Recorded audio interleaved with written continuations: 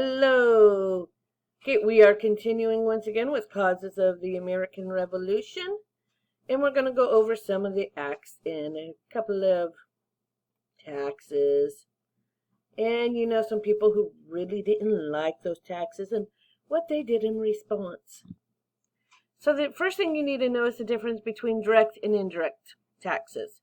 So the colonists were angry with Parliament that they were levying taxes without colonial representation on their behalf. So once again, it's not just that they were suddenly being taxed, it's that they were being taxed and had no say in the matter. They wanted representation in Parliament. And there were some members of Parliament, by the way, who were fine with that, but the king had too much influence, and he wasn't okay with that, and there were a couple of other powerful ones who weren't. So you had just one group who was dominating everyone. So something you do need to know the difference between is a direct tax, such as the Stamp Act, and what an indirect tax is. So the Stamp Act is a direct tax. These are taxes that are added to the price of good at the time of purchase. So this is just like sales tax. When you go to a store, you order online, you're going to pay a sales tax. Once upon a time, you could order from Amazon without a sales tax unless you were in the state of Washington. And then the federal government came in and said, oh no, you've got to pay state taxes to everybody. Okay, not just the state of Washington. Once there was a warehouse in Phoenix, you had to pay a state tax because they were represented in the state. Then the federal government came in. This was years ago. I can't even remember which president. Not the current. This has been a while. Came in and said, oh no, you've got to pay sales tax no matter where you are. You have to on Etsy even. It's gotten bad. They've started regulating the internet. So, except the dark web. But I'm not telling you to go there. So, direct tax is like a sales tax. You see the tax. It's on your receipt. So this is an obvious to the consumer that he is paying an extra tax levy. Okay, for example, on this, let me use the Renaissance Festival. You will find vendors there who only charge tax if you're using a credit card or debit card. That's because the bank registers the sale, and they now have to pay sales tax. So they're going to charge you for the sales tax they have to pay. A lot of times if you pay cash to those merchants, it's under the table. No tax. Just FYI, not to get any of them in trouble. If your parents are somebody who can get them in trouble, I deny everything. That's not really happening. It is. So, an indirect tax. You pay these, you just don't see these. An indirect tax is a tax included in the price of the product or service. That way the consumer does not realize as readily that he is paying a tax. You see this a lot in tariffs. You're paying to have things imported. There's a tariff on imports and exports. You are paying for that tariff. The price is added before it's sold. That's one of the reasons why American-made products are cheaper than those from other countries, because the tariff has been tacked on to the price of the product, if they're equal in quality.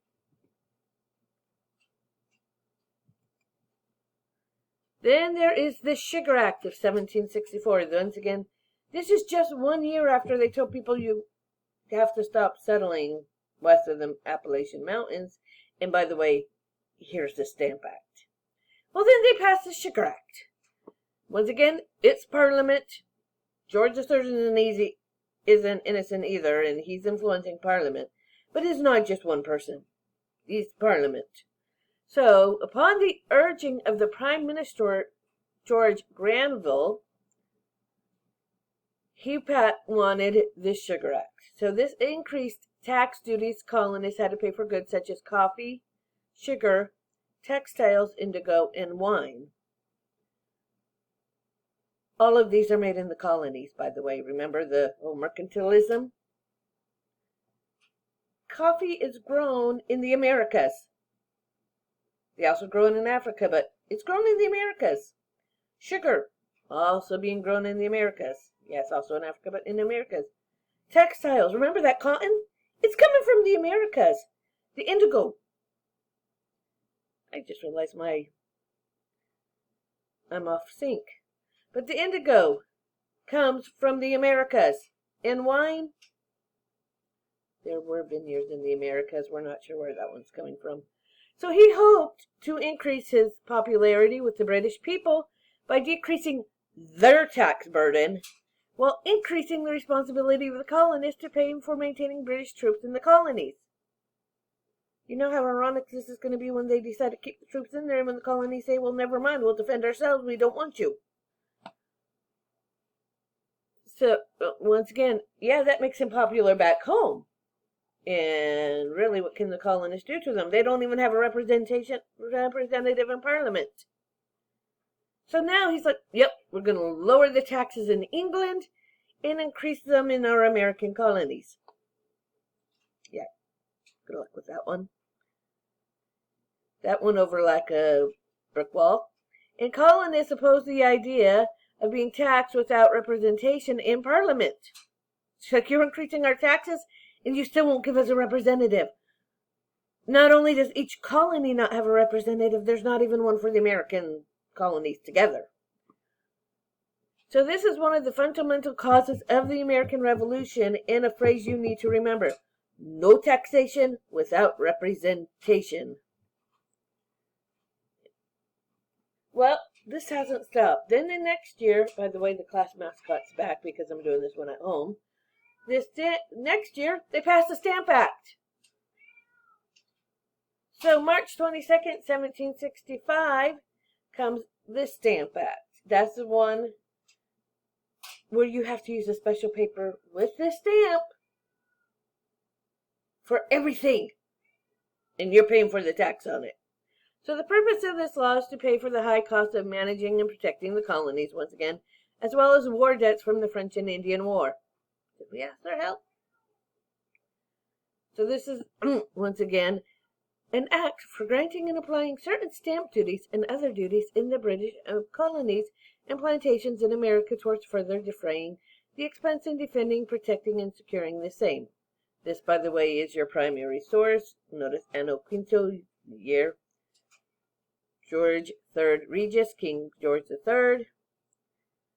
And for amending such parts of the several acts of the parliamentary relating to the trade and revenue in said colonies and plantations as a direct manner of determining and recovering penalties and forfeitures therein mentioned. So they've been saying, oh, now you're going to have to pay us to protect us. And our question is, are you our government or are you mercenaries? Next, this law required that a tax be placed on nearly all everyday transactions.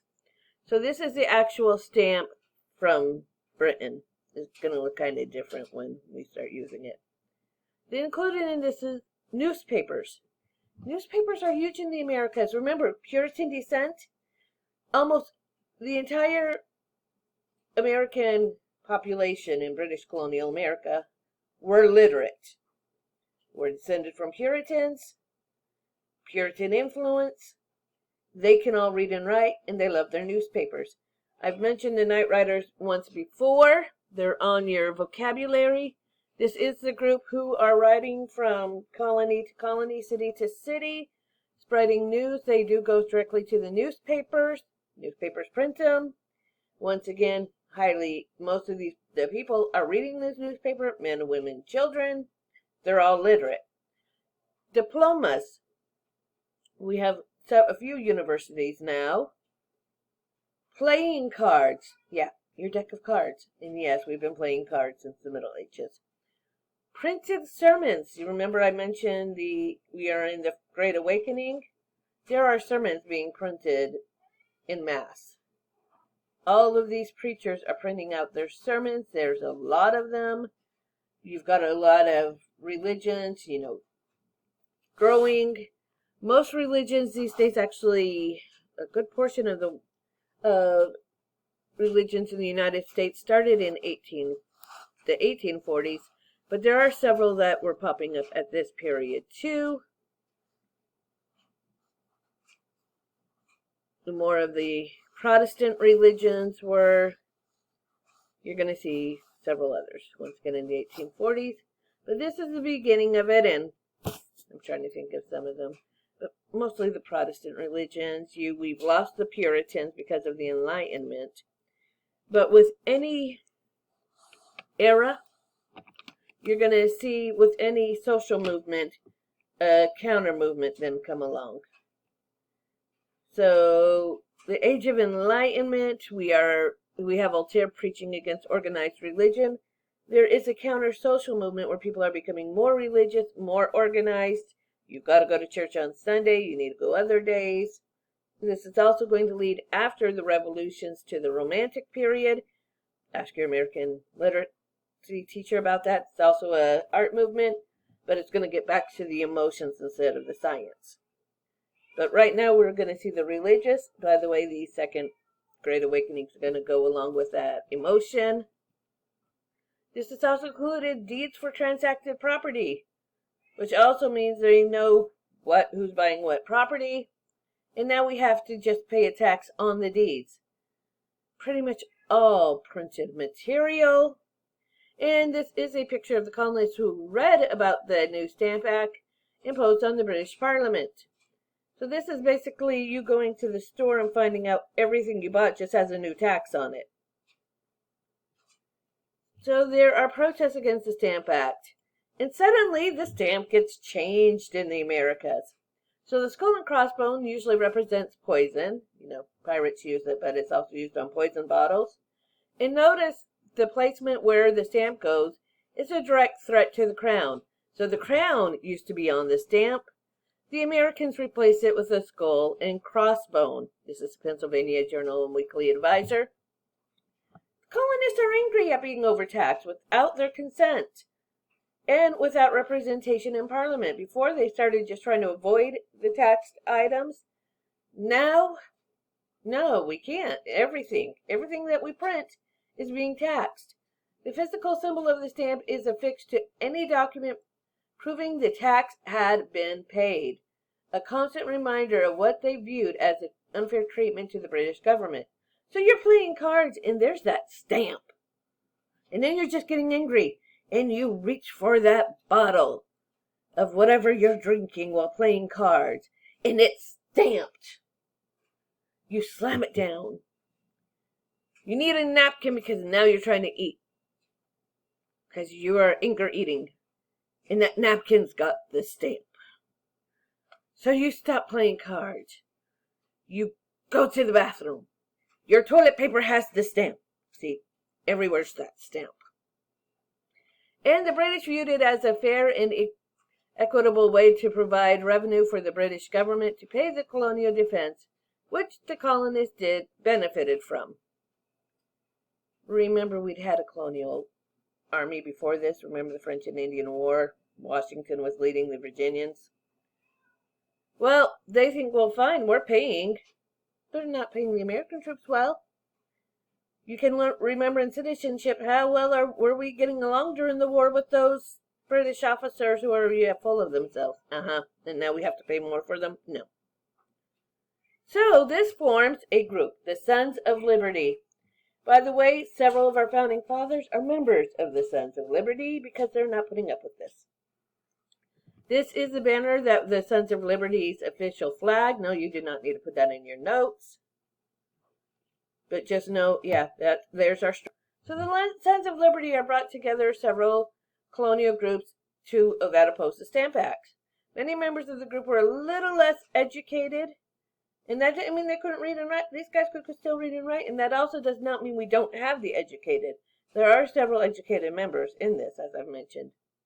But a lot of them were shopkeepers, artisans, and laborers. Your everyday person. Sometimes their protests did turn violent. Rioting isn't new in the United States. What you're seeing now on the news, nothing new. This is what happens when people get pushed too far, as the Sons of Liberty would tell you. So sometimes their protests did turn violent. They were harassing tax collectors, and in one instance they burned the home of the Lieutenant Governor Thomas Hutchinson. Protesting, once again, they started out with peaceful protesting. They weren't being heard. They started getting violent. They were getting mad. They lost their tempers.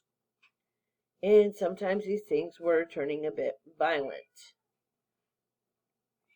And we did burn down the lieutenant governor's home. We tarred and feathered some of the tax collectors. Sorry.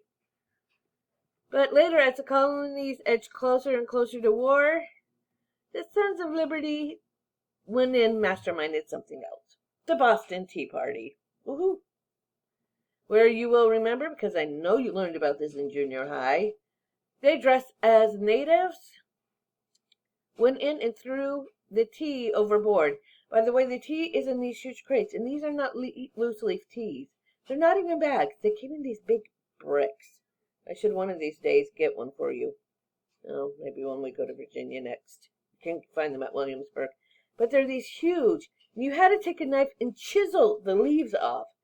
They're really heavy bars, so you can think of a whole crate full of these heavy bars. They were strong. We had our laborers. And they went and tossed it all into the Atlantic, in the Boston Harbor. And it was worth over $1 million that they threw in the ocean. And then the more peaceful protesters just started boycotting tea. So, the founding members of the Sons of Liberty. You should know these two names, know who these guys are. One is Samuel Adams. Yes, they later named a drink after him. And the other is Patrick Henry, who you should at some point read his works, especially his famous speech, An American Lit. Great example of rhetoric.